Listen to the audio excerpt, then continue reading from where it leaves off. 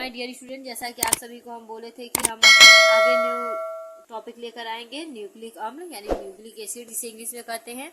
तो स्टार्ट करते हैं।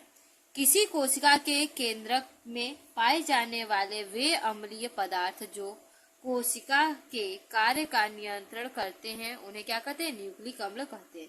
कोशिका में सेल के कार्य का जो नियंत्रण करते हैं उसे क्या कहते हैं? न्यूक्लिक अम्ल कहते हैं। क्वेश्चन पूछा था न्यूक्लिक अम्ल किसे कहते हैं। ठीक है, 2 मार्क्स में क्वेश्चन मोस्टली पूछा जाता है।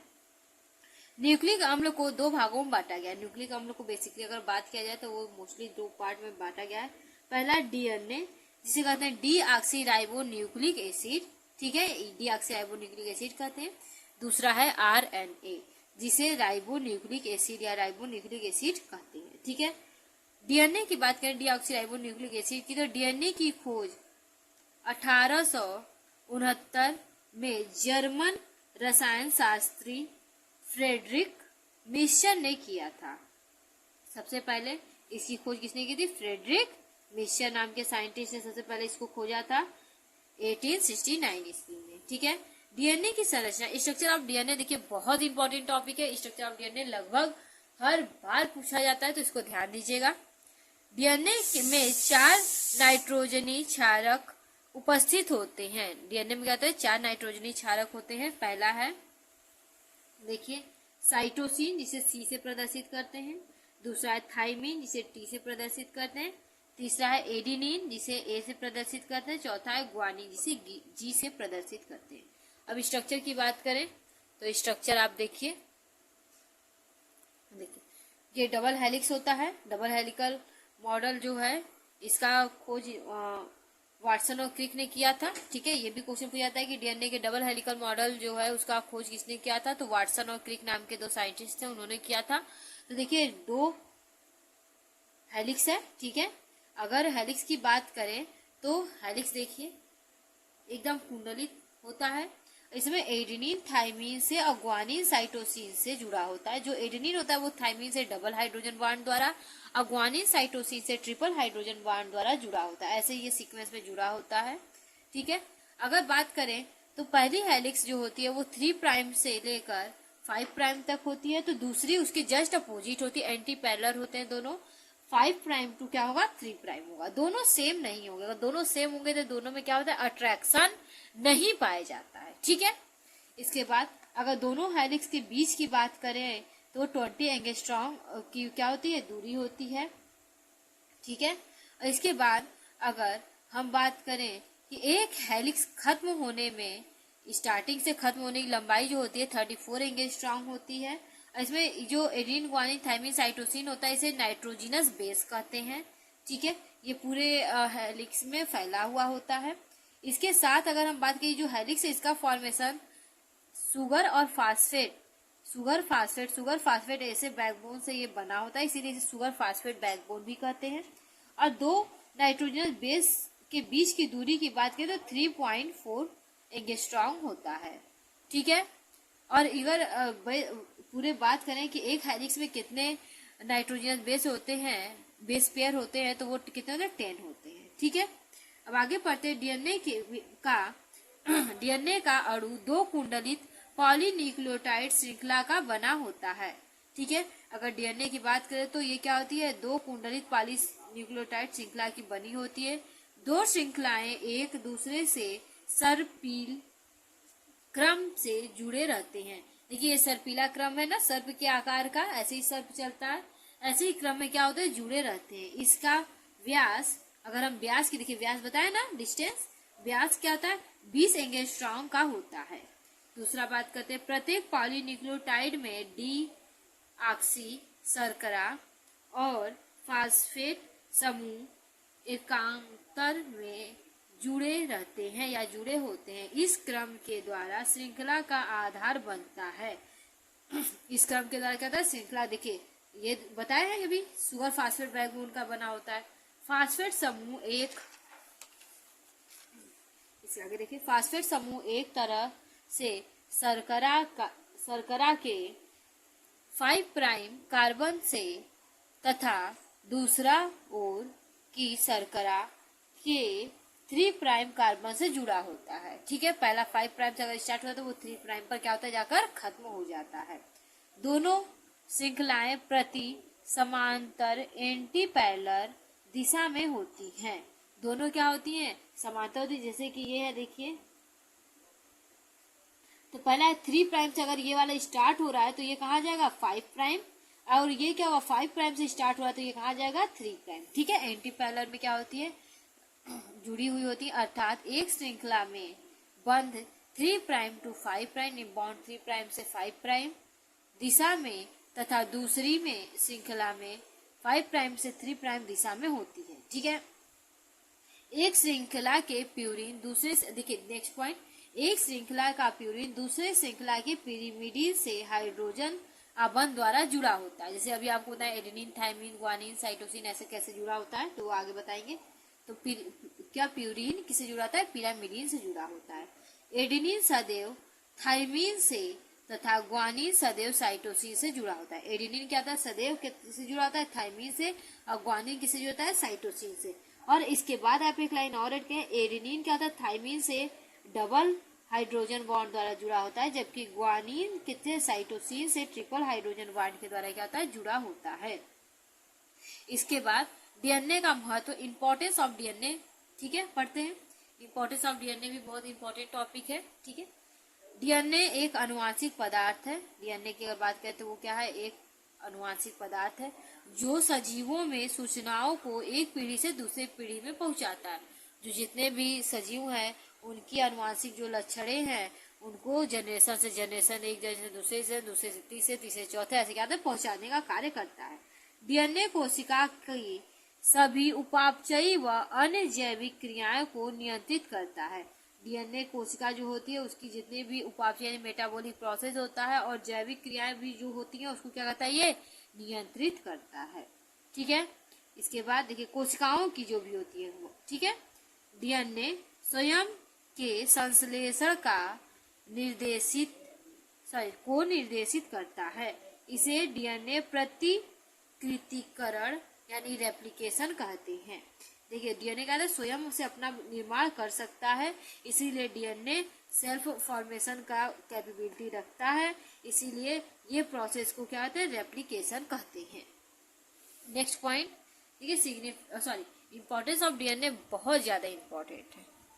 ठीक है, नेक्स्ट देखिए, डीएनए का संश्लेषण किया जाता है। डीएनए के द्वारा क्या होता है, डीएनए का फॉर्मेशन किया जाता है, जो प्रोटीन संश्लेषण के लिए अति आवश्यक होता है। जो प्रोटीन का फॉर्मेशन, जो हमारी बॉडी को बॉडी बिल्डिंग मटेरियल के नाम से जाना जाता है प्रोटीन ना, उसके फॉर्मेशन के लिए बहुत आवश्यक होता है। इस प्रक्रम को अनुलेखन कहते हैं, यानी ट्रांसक्रिप्शन क्या कहते हैं। देखिए डीएनए से आरएनए से प्रोटीन का फॉर्मेशन होता है, तो ये सारी प्रोसेस बहुत इंपॉर्टेंट होती है। ठीक है, हम पढ़ेंगे आरएनए, राइबो न्यूक्लिक एसिड। ठीक है, इसका निर्माण डीएनए से होता है। आरएनए का फॉर्मेशन किससे होता है, डीएनए। ठीक है, डीएनए अपना फॉर्मेशन स्वयं भी करता है और आरएनए को भी बनाता है, यानी डीएनए बहुत इंपॉर्टेंट है। ठीक है, बॉडी के लिए डीएनए से होता है। ये पॉलीन्यूक्लियोटाइड श्रृंखला से बनी होती है। ये क्या आती है, पॉलीन्यूक्लियोटाइड क्या आती है, श्रृंखला की बनी होती है। आरएनए न्यूक्लियोटाइड भी डीएनए के जैसी होती है। आरएनए न्यूक्लियोटाइड भी क्या होती है, डीएनए की जैसे ही होती है, परंतु इसमें दो बातें भिन्न होती है। जिसमें क्या होती है, दो बातें क्या होती है, आरएनए से क्या होती है, डिफरेंट होती है। ठीक है, पहला, इसमें उपस्थित शर्करा राइबोसोम होता है। उसमें डीऑक्सीराइबोसोम होता है। ठीक है, इसमें क्या होता है, सिर्फ राइबोसोम्स होता है, डीऑक्सीराइबोसोम्स नहीं। ठीक है, दूसरी बात इसमें है, इसमें थाइमिन यानी टी की जगह यूरेसिल मीन्स यू होता है। इसमें क्या होती है, दो बातें अलग होती है। पहला, डीऑक्सीराइबोस शर्करा की जगह क्या होता है, राइबोस शर्करा होता है, और दूसरी बात क्या है कि थाइमिन की जगह क्या होता है, यूरेसिल पाया जाता है। अब स्ट्रक्चर ऑफ आरएनए देखते हैं। आरएनए की संरचना, स्ट्रक्चर ऑफ आरएनए। देखिए आरएनए में क्या क्या पाई जाएगी, नाइट्रोजन बेस, एडेनिन, ठीक है, ए से, ग्वानिन जी से प्रदर्शित करें, यूरेसिल क्या है, यू से प्रदर्शित है, साइटोसिन सी से प्रदर्शित है। ये इसका स्ट्रक्चर है। देखिए इसका कोई निश्चित स्ट्रक्चर नहीं होता है, ये सिंगल स्टैंडर्ड मॉडल है। ठीक है, आरएनए, लेकिन डीएनए क्या है, डबल स्टैंडर्ड मॉडल है। ठीक है, देखिए ये आपका स्ट्रक्चर, इसमें एडेनिन, ग्वानिन, थाइमिन, साइटोसिन, इसमें ओवर क्वाइलिंग के कारण ही क्या होती है, एक दूसरे से पेयरिंग होती है। ठीक है, ये भी 3' to 5' होता है। देखिए एडेनिन, ग्वानिन, यूरेसिल ये सभी इसमें पाए जाते हैं। ओके, अब नेक्स्ट पढ़ते हैं हम लोग आरएनए के प्रकार। आरएनए के प्रकार मीन्स टाइप्स ऑफ आरएनए, ये 3 प्रकार के होते हैं। अगर आरएनए की बात करें तो ये क्या 3 प्रकार के होते हैं, 3 प्रकार के होते हैं। पहला आरएनए यानी राइबोसोमल आरएनए, दूसरा है mRNA जिसे मैसेंजर आरएनए कहते हैं, इसके बाद tRNA जिसे ट्रांसफर आरएनए क्या कहते हैं, इसके ट्रांसफर आरएनए कहते हैं। इसके बाद हम rRNA को स्टडी करेंगे। rRNA की बात करें तो यह आरएनए का कुल 80% भाग होता है। सबसे ज्यादा क्या होता है, अगर rRNA की बात करें तो उसमें rNA सबसे ज्यादा होता है आरएनए में। ठीक है, 80% होता है। ये राइबोसोम्स में पाया जाता है, राइबोसोम से क्या में ये पाया जाता है। ठीक है, यह प्रोटीन संश्लेषण हेतु स्थल प्रदान करता है। ये प्रोटीन के फॉर्मेशन के लिए क्या स्थल मीन्स प्लेस का फॉर्मेशन करता है। ठीक है, अब mRNA पढ़ेंगे। यह देखिए इसको फुल फॉर्म है मैसेंजर आरएनए। यह आरएनए का कुल 5% होता है। देखिए ये 80% है, ये केवल कितना होता है 5% होता है। ये राइबोसोमल की सतह पर प्रोटीन संश्लेषण में सहायक होता है। ये राइबोसोम की सतह पर क्या होता है, प्रोटीन का क्या करता है, फॉर्मेशन करता है, तथा आरएनए में उपस्थित आनुवांशिक संदेशों को केंद्रक से कोशिका द्रव में पहुंचाता है। ये कहता है डीएनए में उपस्थित जो आनुवांशिक पदार्थ होता है उसके संदेश को यानी मैसेंजर को कहाँ ले आता है, केंद्रक से कहाँ ले आता है, कोशिका द्रव में ले जाता है। ठीक है, हम लोग पढ़ेंगे tRNA ट्रांसफर आरएनए जिसे कहते हैं। ठीक है, तो यह आरएनए का कुल 15% होता है, ओनली 50% होता है। ठीक है, संदेश वाहक अणु की सहायता से अमीनो अम्ल को जोड़कर प्रोटीन संश्लेषण में सहायक होता है। ये क्या करता है कि एमिनो अम्ल की सहायता से क्या करता है कि जोड़ता है और उसका क्या करता है, फॉर्मेशन करता है, प्रोटीन का फॉर्मेशन करता है। अब नेक्स्ट हम लोग देखेंगे डीएनए और आरएनए में अंतर, difference between DNA and RNA. तो वन साइड डीएनए लिखेंगे और दूसरे साइड आरएनए लिखेंगे। बहुत से बच्चे डीएनए आरएनए पैरावाइज लिख देते हैं अंतर। अगर डिफरेंस पूछा गया तो उसको आप लोग ऐसे लाइन खींचकर एक कॉलम बनाकर दोनों को अलग अलग लिखें तो वो ज्यादा क्लियर होता है। ठीक है, तो स्टार्ट करते हैं। पहले डीएनए लिख लें, दूसरे में आरएनए। डीएनए स्टार्ट करते हैं। डीएनए एक आनुवांशिक पदार्थ है जो कोशिकाओं की समस्त क्रियाओं का नियमन करता है। डीएनए क्या है, एक आनुवांशिक पदार्थ है जो कोशिकाओं में जितने भी क्रियाएं पाई जाती है उनको क्या करता है, नियंत्रित करता है या उनका नियमन करता है। ऐसे ही आरएनए में स्टार्ट करते हैं। आरएनए जो है यह कुछ विषाणुओं का ही आनुवांशिक पदार्थ, अन्य प्राणियों में इसका कार्य डीएनए की सहायता करना है। ठीक है, ये क्या होता है कि कुछ जो विषाणु होते हैं उसमें पाया जाता है आनुवांशिक पदार्थ के रूप में, और ये क्या करता है, आरएनए की सहायता करता है। नेक्स्ट आते हैं आपका सेकेंड पॉइंट, डीएनए में स्वद्विगुणन की क्षमता होती है। डीएनए अपना फॉर्मेशन स्वयं कर सकता है। ठीक है, इससे आरएनए का भी निर्माण होता है। डीएनए से क्या होगा, आरएनए का फॉर्मेशन हो सकता है। ठीक है, इसके बाद देखिए आरएनए में स्वद्विगुणन की क्षमता केवल विषाणुओं में पाई जाती है। आरएनए किसमें स्वद्विगुणन करेगा, केवल विषाणुओं में। ठीक है, ऐसे इसमें स्वद्विगुणन नहीं पाया जाता है। ठीक है, नेक्स्ट देखिए, सामान्यतः इसके अणु 2 पॉलीन्यूक्लियोटाइड श्रृंखला के बने होते हैं। अगर हम बात करें डीएनए की तो इसकी क्या होती है, 2 पॉलीन्यूक्लियोटाइड श्रृंखला की बनी हुई है। देखिए 2 ठो है पॉलीन्यूक्लियोटाइड श्रृंखला। ठीक है, और इसकी देखिए सामान्यतः इसके अणु 1 पॉलीन्यूक्लियोटाइड श्रृंखला के बने होते हैं, यानी ऐसे ये स्टार्ट हुआ ऐसे ये खत्म हो जाता है। ठीक है, इसमें 2 ठो नहीं होते हैं। इसमें देखिए इसमें डीऑक्सीराइबोस शर्करा पाई जाती है। इसमें कौन सी शर्करा पाई जाती है, डीऑक्सीराइबोस शर्करा। ठीक है, और इसमें क्या होगा, आरएनए में इसमें केवल राइबोस शर्करा पाई जाती है, डीऑक्सीराइबोस शर्करा इसमें नहीं पाई जाती है। ठीक है, नेक्स्ट पॉइंट 5वां आते हैं। डीएनए मुख्यतः केंद्रक में पाया जाता है। डीएनए की बात करें तो ये न्यूक्लियस में पाया जाता है, केंद्रक में पाया जाता है। आरएनए की बात करें यह मुख्यतः कोशिका द्रव में पाया जाता है। अगर हम इसकी बात करें तो केंद्रक में नहीं पाया जाता है, ये किस में पाया जाता है, कोशिका द्रव्य में पाया जाता है। नेक्स्ट 6 पॉइंट आपको बताते हैं। डीएनए का पूरा नाम डीऑक्सीराइबोस न्यूक्लिक एसिड होता है। डीएनए का पूरा नाम क्या है? डीऑक्सीराइबोज न्यूक्लिक एसिड होता है। और आरएनए का पूरा नाम होता है इसका पूरा नाम क्या होता है? राइबो न्यूक्लिक एसिड होता है। डीऑक्सी इसमें नहीं होता है। देखिए डिफरेंस बहुत ही ज्यादा जरूरी है, 5 पॉइंट्स डिफरेंस जरूर याद कर लीजिएगा, ठीक है। नेक्स्ट आगे आते हैं गुणसूत्र, क्रोमोसोम्स। क्रोमोसोम्स की बात करें, ये जीव की कोशिका के केंद्रक में उपस्थित धागे के आकार की संरचना होती है। अगर हम बात करें क्रोमोसोम्स की, तो ये क्या होते हैं? कोशिका के केंद्रक में उपस्थित क्या होती है? धागे के आकार की संरचना होती है, ठीक है। इसकी खोज किसी स्टार्स बर्गर, ठीक है, बर्गर आप लोग खाते हैं, उससे ट्रिक से याद कर सकते हो, ये ट्रिक है। स्टार्स बर्गर ने 1875 ईस्वी में इसकी खोज की थी। स्टार्स बर्गर साइंटिस्ट का नाम है, इसको आप इन्वर्टेड कामा में लिख सकते हैं और हाईलाइट करने के लिए अंडरलाइन कर सकते हैं, ठीक है। स्टार्स बर्गर ने इसकी जो खोज की थी 1875 ईस्वी में की थी, 1875 में की थी।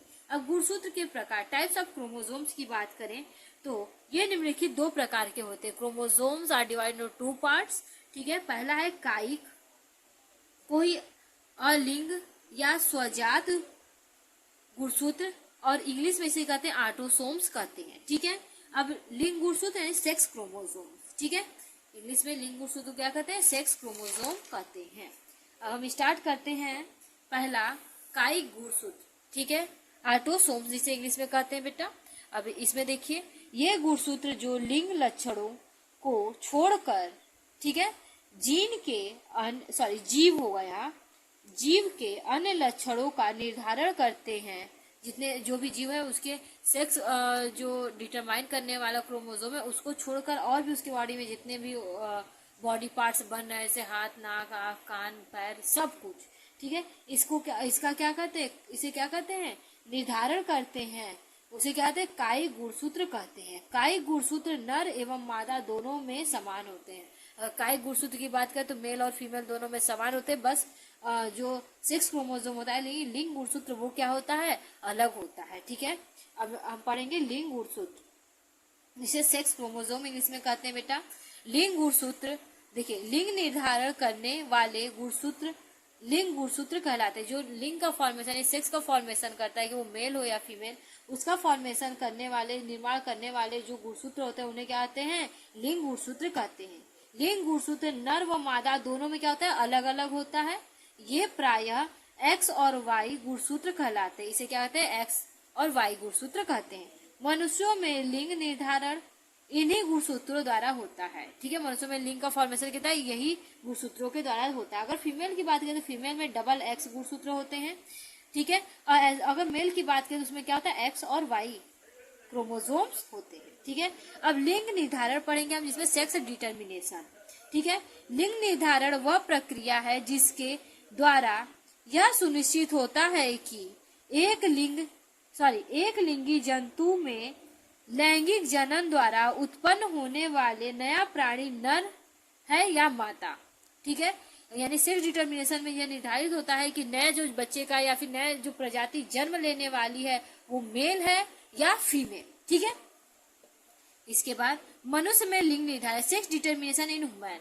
अगर मनुष्य में लिंग निर्धारण की बात करें तो उसको स्टडी अप कहते हैं। सभी जीवों में लिंग का निर्धारण मेंडल के नियमानुसार होता है। मेंडल का जो नियम अभी हम लोग पढ़े थे नेक्स्ट वीडियो में, पिछला वीडियो था उसमें हम लोग पढ़े थे, तो उसी के आधार पर होता है।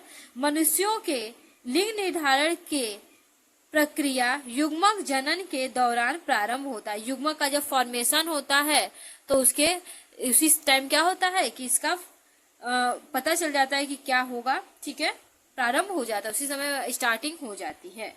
नेक्स्ट, युग्मक जनन में अर्धसूत्री विभाजन द्वारा अगुणित युग्मकों का निर्माण होता है। देखिए, जब युग्मक जनन होता है तो उसमें क्या होता है? अर्धसूत्री विभाजन होता है, उसके द्वारा ही क्या होता है? युग्मक का निर्माण होता है। अर्धसूत्री विभाजन से निर्मित होने के कारण प्रत्येक अंडायु में 22 कायिक गुणसूत्र तथा और एक लिंग गुणसूत्र होता है। देखिए 22 क्या होते हैं?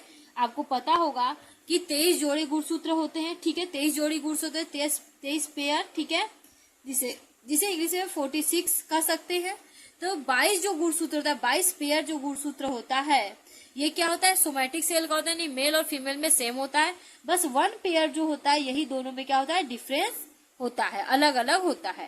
देखिए फीमेल की बात करें, अगर किसी फीमेल का मेल के साथ क्रॉस कराते हैं, उसकी क्या एबिलिटी है कि क्या क्या उसकी संभावनाएं है, किस प्रकार क्या हो सकता है। देखिए अगर एक फीमेल और एक मेल का क्या करें, क्रॉस करा रहे हैं, देखिए तो एक्स क्रोमोजोम, पहले एक्स क्रोमोजोम से क्रॉस किया तो एक्स एक्स आएगा, फिर एक्स क्रोमोजोम वाई क्रोमोजोम से क्रॉस किया तो एक्स वाई, फिर एक्स क्रोमोजोम फिर एक्स से किया तो एक्स एक्स, और एक्स किसी किया वाई से किया तो एक्स वाई। ये क्या है, एक फीमेल का है,